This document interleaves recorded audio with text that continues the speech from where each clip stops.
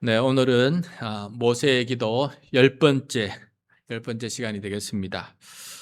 오늘 본문 배경은 거대한 영적 대비를 보여주고 있는 이야기로 구성이 되어 있어요.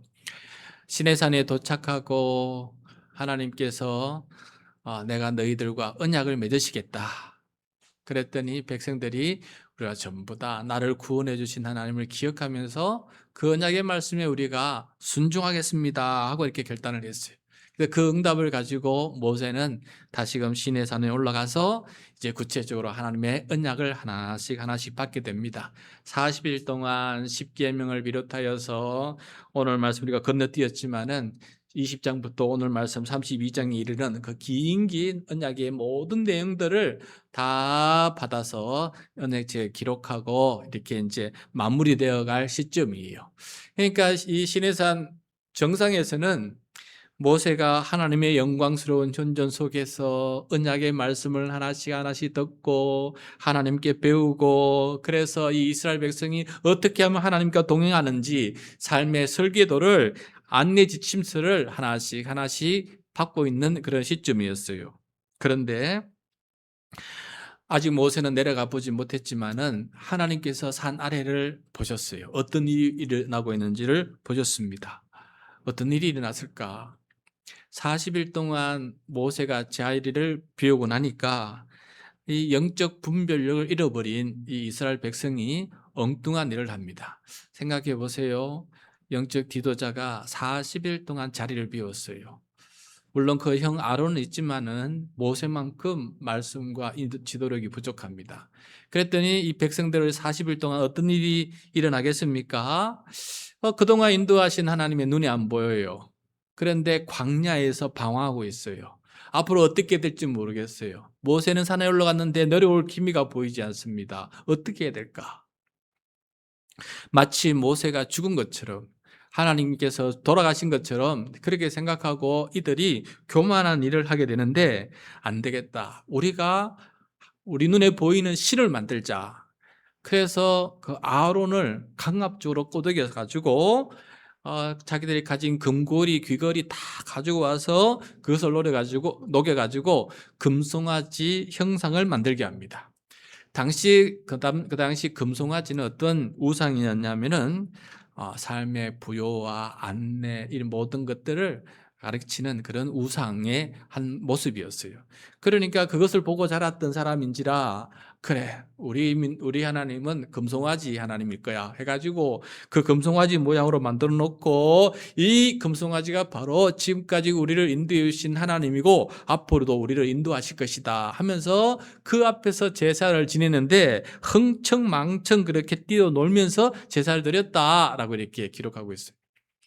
하나님께서 이 모습을 보고 참 분노가, 진노가 이만저만이 아닙니다. 그래서 이 이야기를 모세에게 알려줍니다. 밑에서 이런 일이 벌어지고 있다, 이런 일이, 진노할 일이 벌어지고 있다 하면서 하나님께서 청청병력 같은 그러한 말씀을, 진노를 모세에게 이렇게 말하십니다. 어떤 진노를 하시느냐? 10절이에요. 10절 말씀 같이 읽겠습니다. 이제 너는 나를 말리지 말아라. 내가 노하였다. 내가 그들을 쳐서 완전히 없애버리겠다.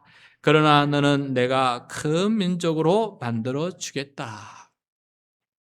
하나님께서 얼마나 화가 나시는지, 그동안 아브라함으로부터 시작된 거의 500년 가까이 만들어 오신 이 큰 민족을 이제 없애버리겠다.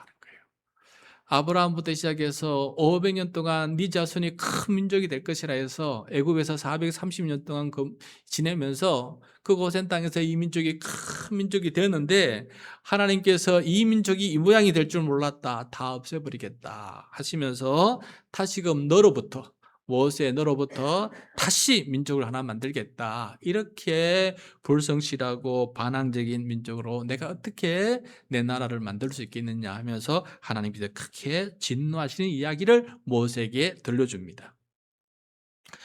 여러분, 만약에 여러분이 모세였다 생각해 보세요. 이 얘기를 들으면 어떻게 반응했겠어요? 우리의 그냥 인간적인 습성에 따라서 하면 어떻게 반응하겠습니까? 그동안 오면서 내내 불평하고 불만하고 모세에게 원망하고 그렇게 지금까지 오지 않았습니까? 이렇게 이제 하나님께서 이렇게 또 하나님도 진노하셔가지고 이렇게 버린다 하면은 모세는 어떻게 하겠어요? 아이고 속 시원하다. 하나님 차라리 그렇게 하십시오.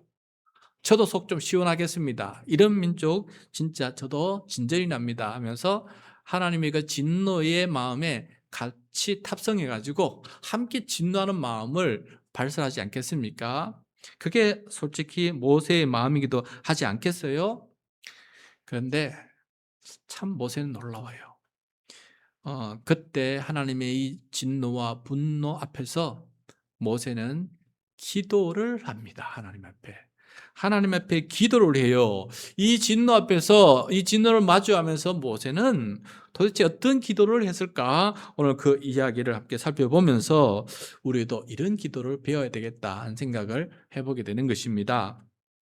먼저 모세의 기도는 자기 중심적인 요구를 관철시키는 기도가 아니었다.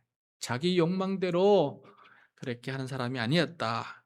어쩌면 하나님께서 지금 모세의 마음을 떠보는 건지도 모릅니다.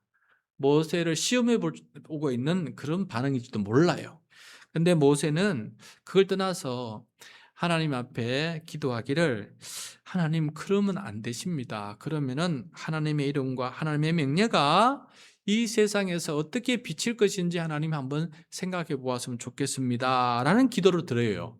그러니까 지금 자기 걱정하고 이스라엘 백성을 걱정한 게 아니고 하나님을 걱정하고 있어요. 그 얘기 한번 들어봅시다. 11절, 12절 상반절까지인데 같이 한번 읽겠습니다. 시작. 모세는 주 하나님께 애원하였다. 주님, 어찌하여 주님께서 큰 권능과 강한 손으로 이집트 땅에서 인도하여 내신 주님의 백성에게 이토록 진노하십니까? 어찌하여 이집트 사람들이 그들의 신이 그들에게 재앙을 내려서 그들을 산에서 죽여 지면에서 쓸어버리려고 그들을 인도해 내었다 하고 말하게 하십니까? 모세가 지금 이렇게 하면은 한순간 모세는 좀 이렇게 뭐랄까요? 이 순간에는 하나님이 이렇게 확 화를 내는 청소년 같고 청년 같고 오히려 느긋하게 좀 넓은 지경으로 이렇게 앞뒤를 살펴보는 모세가 어른 같아요. 그것도 아주 연로한 지위가 높은 어른 같이 그렇게 얘기하는 겁니다. 하나님 이렇게 데리고 왔고 그렇게 큰 역사 10가지 재앙을 부리고 홍해를 건너고 이렇게 왔다는 게 온 사람들에게 소문이 나 있는데 여기 이 광야에서 이들 다 죽여버리면은 하나님은 어떤 하나님으로 소문나겠습니까? 자기 백성을 이 광야에 끌어내어서 거기서 이렇게 처참하게 죽인 신이다라고 이렇게 하나님이 그런 명성을 그런 소문을 받게 되어서 치탄을 받는 신이 되지 않겠습니까? 어떻게 그 순간에 이런 생각을 하고 또 이렇게 기도할 수 있는 것인지 참 대단하다는 생각이 들어요. 그래서 저는 아마도 지금 모세는 인간적인 입장에서 이 백성을 이끌어가는 게 아니고 정말 하나님과 동행하는 마음에서 하나님과 마음이 합한 마음에서 지금 이 백성을 이끌어가고 있는 그런 분이다 하는 생각이 들었어요. 여러분 우리도 마찬가지 같아요. 하나님께서 진노할 상황이 놓였어요. 그러면 진노하시는 게 마땅하지 않습니까? 그런데 그래야 하나님의 정의가 이루어지지 않겠어요?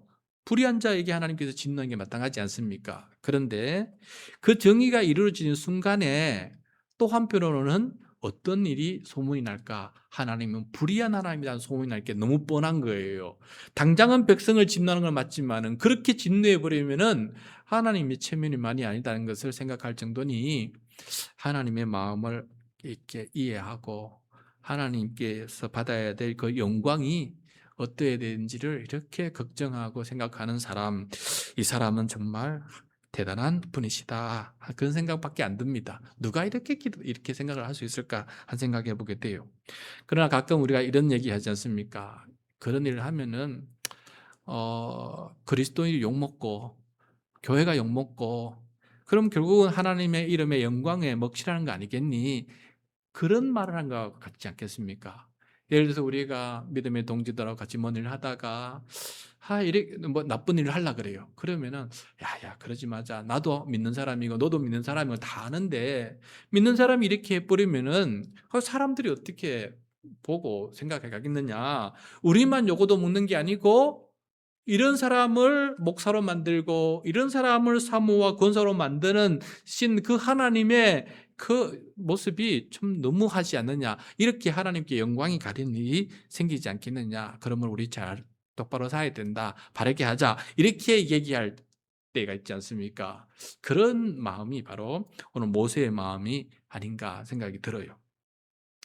어쨌든 이 모세는 내 체면, 내 유익만을 구하는 것이 아니고 내 분노만 다스리는 그런 기도를 드린 것이 아니라 하나님의 안위와 하나님의 명예를 위해서 그렇게 마음 아파하면서 단식하면서 호소하면서 하나님 앞에 기도드리고 있다는 사실을 오늘 우리가 배우게 됩니다. 이런 기도 우리가 꼭 우리의 마음속에 새겨놔야 될 것 같습니다. 그 다음에 이렇게 하나님의 명예를 지키려고 한 모세는 이제 좀 더 깊은 기도로 들어가는 것을 보게 돼요. 이번에는 어떤 내용을 우리에게 보여주는지 금방 보여준 것도 대단한 기도의 내용이라면은 그 다음에 보여주는 이 기도의 내용도 대단합니다. 대단합니다. 13절입니다. 13절 우리 같이 한번 읽겠습니다. 주님의 종 아브라함과 이삭과 이스라엘을 기억하여 주십시오. 주님께서 그들에게 맹세하시며 이르시기를 내가 너희의 자손을 하늘의 별처럼 많게 하고 내가 약속한 이 모든 땅을 너희 자손에게 주어서 영원한 유산으로 삼게 하겠다고 하셨습니다. 자, 모세는 지금 백성들이 지은 죄의 무게가 가볍다거나 또 이렇게 그걸 변명하려고 하지 않습니다. 금송아지를 만든 것은 입이 10개라도 지금 할 말이 없고 이거 완전히 범죄인 건 맞습니다.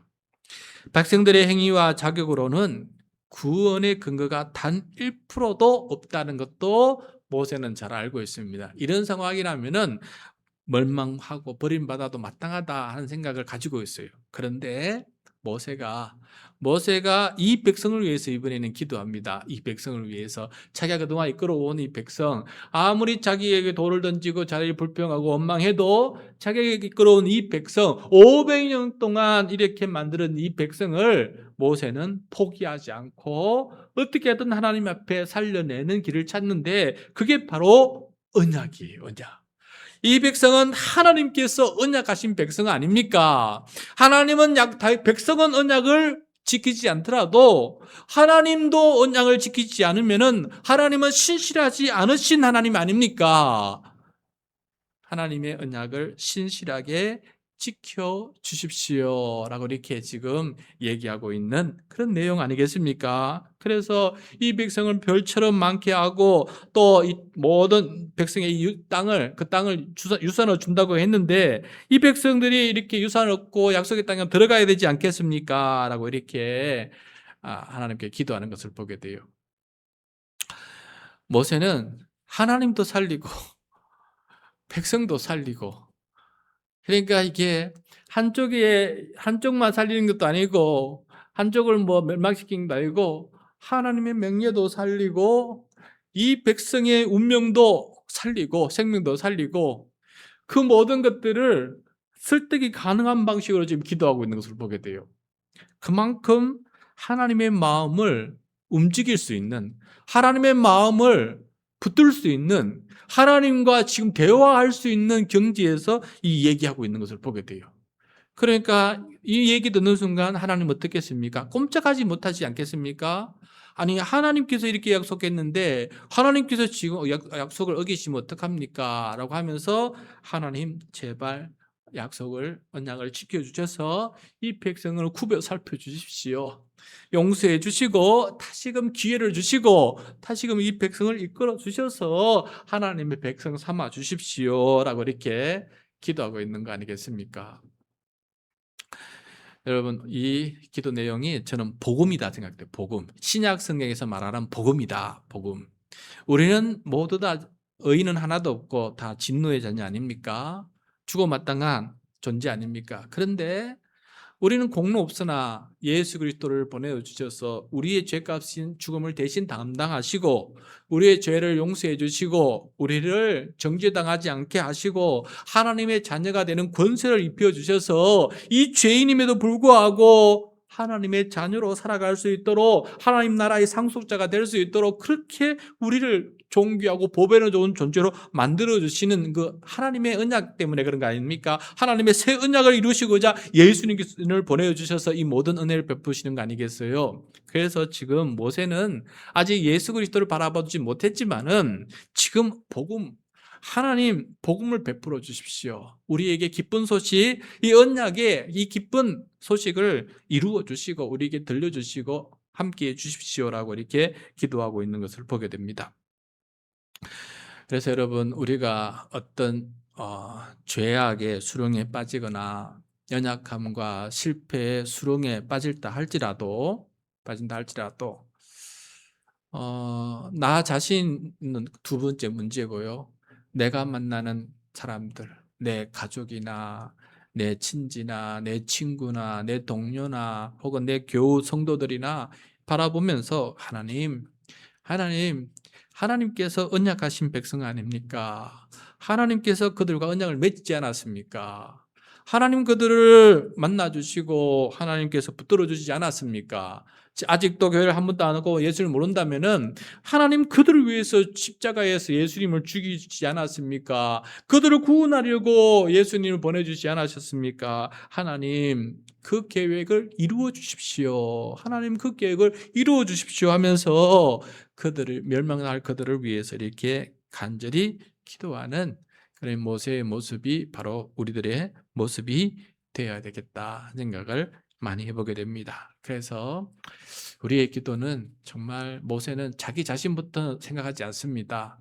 하나님 생각하고 또 자기가 이끌어가는 사람들, 함께 옆에 있는 사람들, 그 사람들을 지금 위해서 기도하고 있는 것을 보게 돼요. 그래서 우리도 이런 참 모세의 이 뜻깊은 마음과 한량없는 그런 넓은 사랑의 마음과 또 책임감을 가지고 이렇게 성경의 지식과 하나님의 마음을 깊이 알면서 그 뜻을 헤아려서 하나님의 마음을 움직일 수 있는 하나님과 소위 말하면 대화하면서 하나님한테 정당한 요청과 요구를 할 수 있는 그런 기도를 드릴 수 있다는 것, 이것이 바로 우리가 모세를 통해서 배워야 될 기도의 모습이다라는 생각을 해보게 됩니다.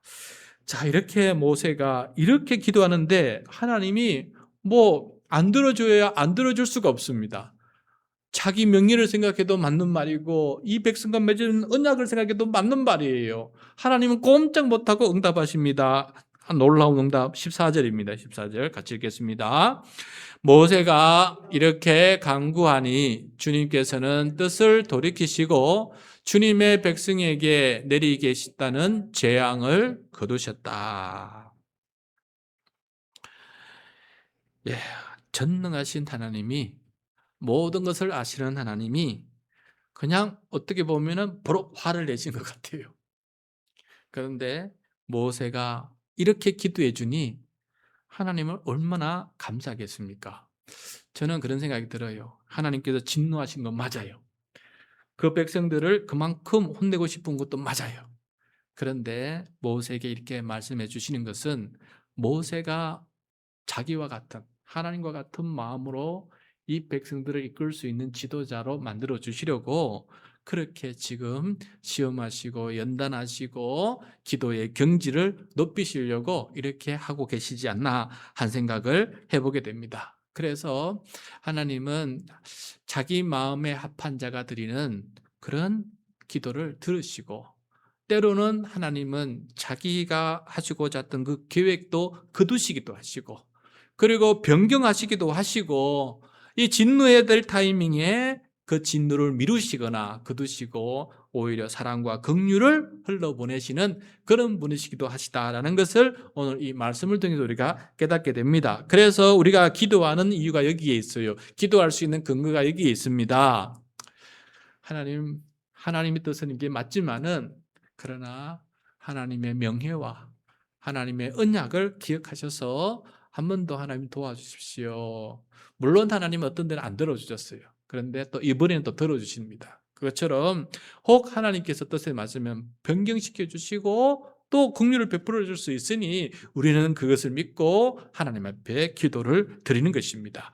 어떻게? 모세처럼 그렇게 기도를 잘 드려야 돼요. 내 이기적인 욕망과 내 욕심을 이루어달라고 기도하기보다는 정말 하나님의 영광과 또 이웃을 사랑하는 마음으로 그렇게 기도드릴 때 하나님께서 더 깊이 경청하시고 좋은 것으로 응답해 주시리라 믿습니다. 오늘 이 밤에 우리도 이런 마음을 가지고 함께 기도할 수 있는 우리 모두가 될 수 있기를 바랍니다. 그래서 제가 오늘 기도 제목을 진노 앞에서 기도라고 이렇게 이름을 지어봤어요. 진노 앞에서 기도. 하나님의 진노가 눈앞에 보일 때 우리는 어떻게 기도해야 되느냐? 첫 번째, 우리의 범죄 때문에 하나님의 명예가 실추되는 것을 마음 아파하는 기도자가 되어야 된다라는 거예요. 마음 아파하는 기도자가 되어야 된다. 여러분, 이번에 우리 교인들의 어떤 일 때문에 마음이 다들 아파요. 마음이 아파요. 그런데 무엇보다도 누가 마음이 아프냐부터 먼저 생각해 봐야 될 것 같아요. 모세를 통해서 볼 때에는 가장 마음이 아프신 분 누구시냐? 하나님 아버지시다. 하나님 아버지시다. 그것부터 생각해 볼 수 있는 사람. 그러니까 하나님의 마음에서 이 사건들을 볼 수 있는, 그래서 기도할 수 있는 그런 기도자가 된다면 얼마나 하나님 기뻐하시겠느냐 하는 것이에요. 그래서 하나님의 명예가 실추되지 않게 도와주십시오. 이번 사건을 통해서 하나님의 명예가, 하나님의 영광이 감추어지지 않도록 도와주십시오. 두 번째, 하나님의 언약을 붙잡고 하나님 신실하게 이 언약을 이루어 주십시오라고 기도하는 것이에요. 하나님 언약 맞은 하나님께서 붙잡으시고 구원하신 백성 아닙니까? 하나님 이대로 내버려 두시면은 더 못난 모습으로 타락하고 더 방종한 모습으로 더 악한 모습으로 더 어처구니 모습으로 하나님 우리가 빠질 수가 있습니다. 그러니 하나님 이 백성은 하나님께서 언약을 맺어 주셨사오니 붙들어 주시고 하나님 긍휼을 베풀어 주시고 용서해 주시고 그래서 하나님의 백성답게 그렇게 살 수 있도록 좀 붙들어 주십시오. 하나님 이대로 내버려 두시면은 그들이 또 하나님 앞에 이렇게 좋지 못한 모습이 되면 결국 하나님께 영광이 되지 못하고 또 이 공동체의 백성에게도 영광이 되지 못하고 공동체가 휘청거리니 하나님 불쌍히 여겨주십시오. 우리를 하나님께서 준비하시고 복음의 통로 삼으려고 우리를 하나님의 거룩한 백성 삼아주지 않았습니까? 그런데 우리를 치시면은 우리가 힘이 없으면 어떻게 하나님의 백성으로서 축복의 통로가 될 수 있겠습니까? 우리를 긍휼히 여겨주십시오. 그렇게 기도하는 거 아니겠습니까? 그 다음에 세 번째, 하나님의 재앙을 받아 마땅하나 하나님의 긍휼을 호소하면서 하나님 용서와 회복을 요청드립니다. 용서와 회복을 요청드립니다. 하나님의 진노를 거두어 주시고 긍휼을 베풀어 주셔서 용서와 회복이 일어날 수 있도록 도와주시고 다시금 시작될 수 있도록 언약 앞에 설 수 있도록 그렇게 도와주십시오. 이렇게 기도하는 것이 바로 오늘 모세를 통해서 진노 앞에서 배우는 그런 기도의 모습이다 생각이 듭니다. 이 모습을 생각하면서 이 밤에 또 이렇게 하나님 앞에 기도하고 나중에라도 하나님 앞에 그렇게 기도하면서 그런 상황을 이겨나갈 수 있는 우리 모두가 될 수 있기를 축복합니다.